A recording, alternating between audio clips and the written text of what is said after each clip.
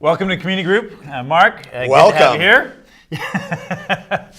This week, you preached on Matthew 24. Right, yes. Which is great. It was a good sermon, lots to digest.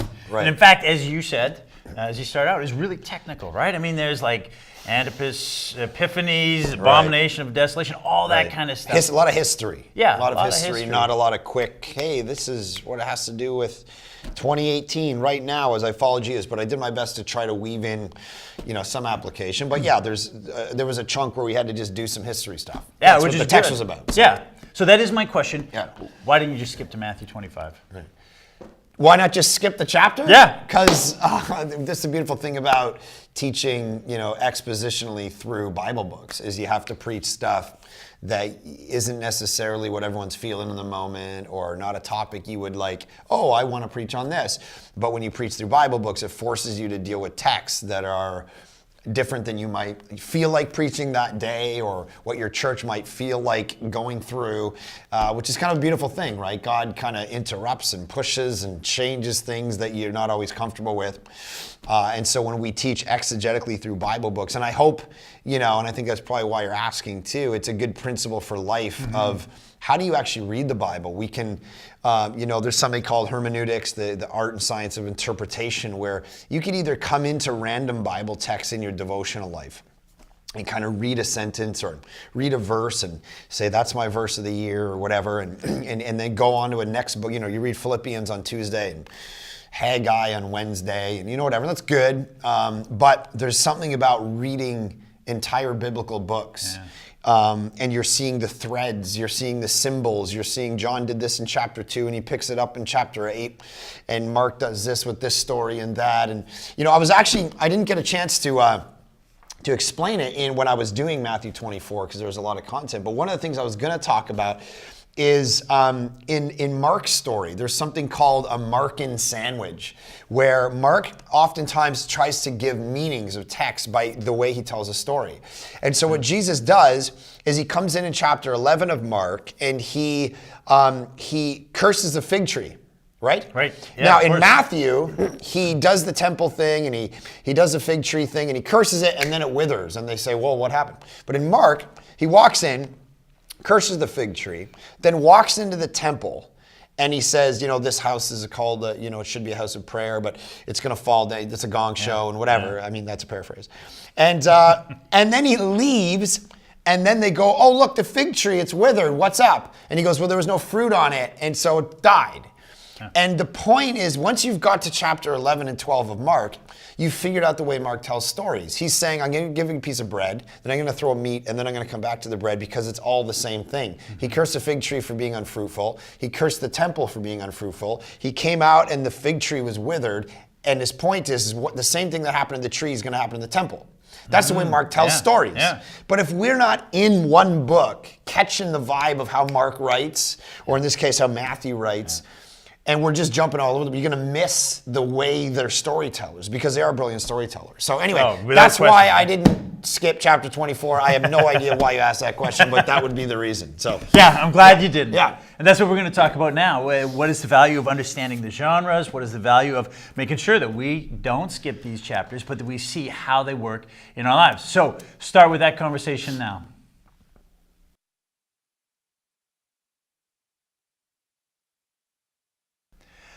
Mark, in a lot of ways, it's a dark chapter. I mean, people are dying, terrible things are happening. Yeah. And when we get talking around this kind of stuff, either past or future, people sometimes have either this deep sense of foreboding about, end times and judgment and that, or they often have the opposite extreme, which is this sort of cavalier, like, we're going to be whisked out of here, we don't have to worry about a thing.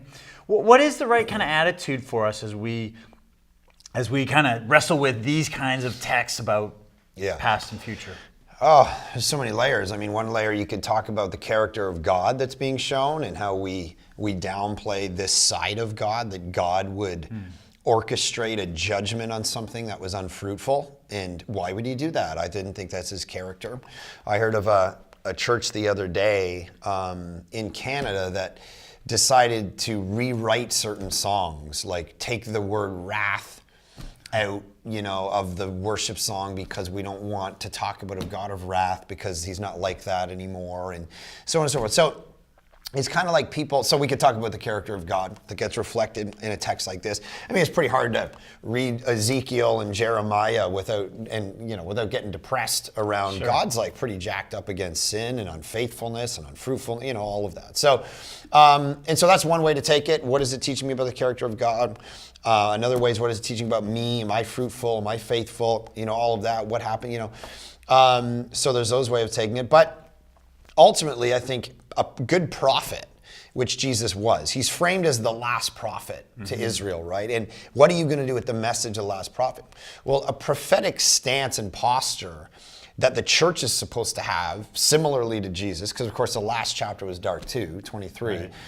Here's what I think it is. I remember reading one time Brian Walsh in his book, Subversive Christianity. He said this: sometimes you can become one of two things. You can become a pessimist about the world and just, you follow Twitter long enough, you're going to go to a really dark place, right? You're just going to twist your hair in a room and be like, oh my goodness, I hate the world. Or you become like this naive, optimistic person who's just like, everything's fine. Everything's great. What's wrong? Humanity's getting better. Everybody's... Brian Walsh says the church's posture is to be neither optimism or pessimism. He says what the posture is prophetic critique and prophetic hope. That, I think, is how we're supposed to posture ourselves. So we're supposed to get up and go, okay, we've done sexuality wrong, we've done money wrong, we do business wrong, we do family wrong. That's the prophet critiquing the empires that we live in, which is what the Bible has always done. Whether it's we're living in Egypt and we need to critique the gods, or now we're in Babylon, or now we're in Assyria, or now we're in the Roman Empire, or now we're in, the empire that we exist within. The prophets always pushed against and said, that's not the way the people of God do it. That's not the way the people of God do it. So a prophet has to do that, and the church has to do that. It has to offer prophetic critique and get slammed for it and take shots for it and whatever. But then they also have to do prophetic hope, which says, Walsh says, the cool thing about Jeremiah is he's critiquing the ways of being. And then he says, but here's what I'm going to do. I'm going to buy a home, and I'm going to plant plants, and I'm going to do life here and set down roots as an act of symbolic hope. And then Walsh says, so every time in the midst of the empires that we live in, we have children. That's a symbol of hope, that I'm gonna set down roots here. I'm not of this world, but I'm gonna transform this world by having kids and buying homes and loving my neighborhood and planting gardens, because it's to say the whole thing's not over. There's hope here, right? And so it's actions and words and lives that do both of those things. I think that's the balance in the posture. Yeah, it's great. Good. Okay, let's talk about that. What is the attitude that we should have as followers of Jesus as we study these kinds of passages?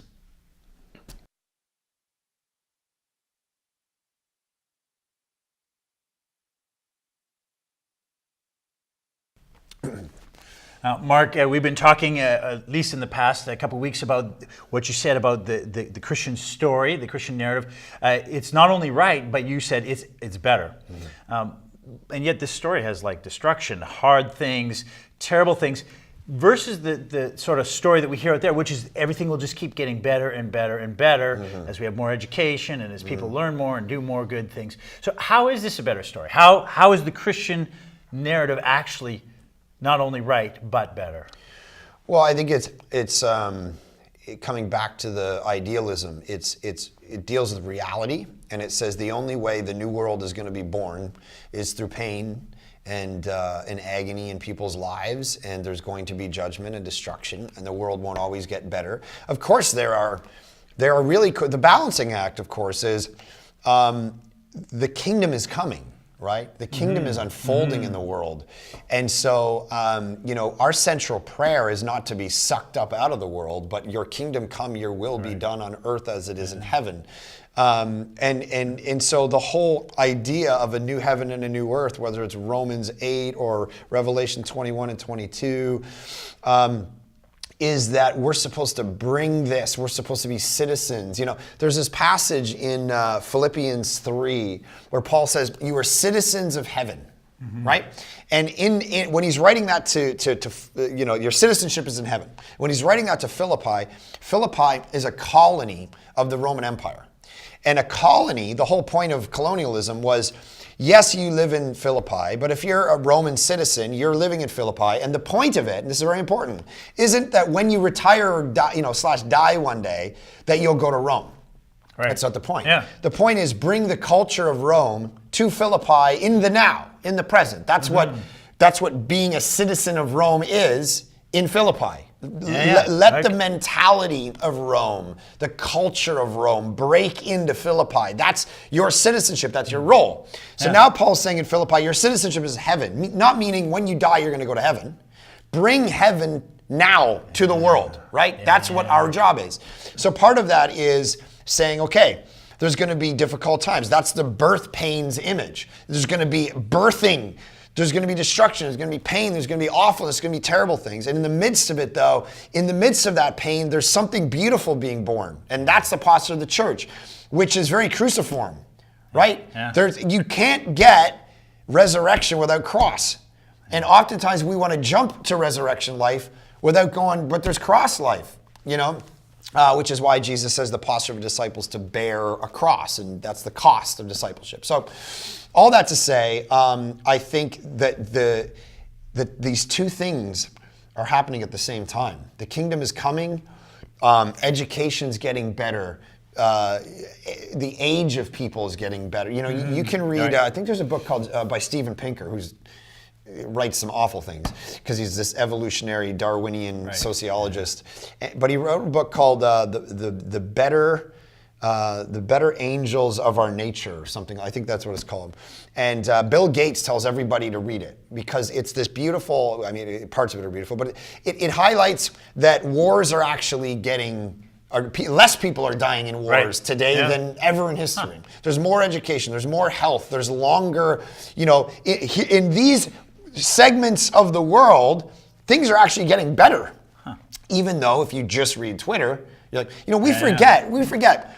In World War I, like 36 million people died.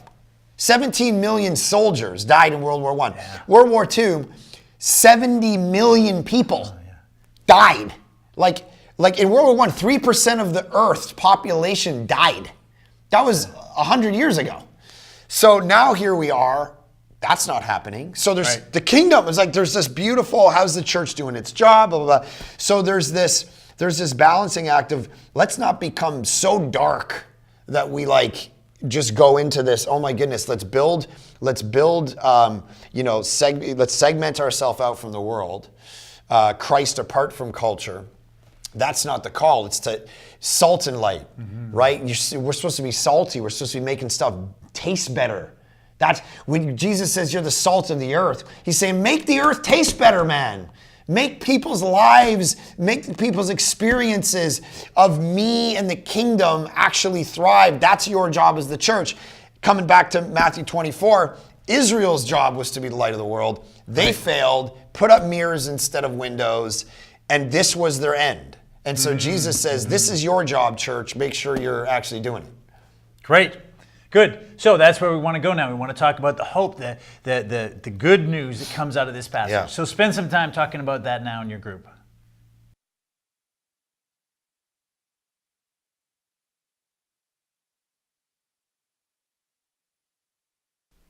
I hope you've had a good discussion this evening. We want to spend the last part of our time together in prayer. And so spend some time as a group, gather around either as a group or in smaller groups to pray. But I also want to encourage you to pray for people who don't have the hope that we have, who don't know Jesus. And you know who those people are. And so spend some time lifting them up before God and asking His Holy Spirit to work in their lives. Have a great time, and we'll see you next week.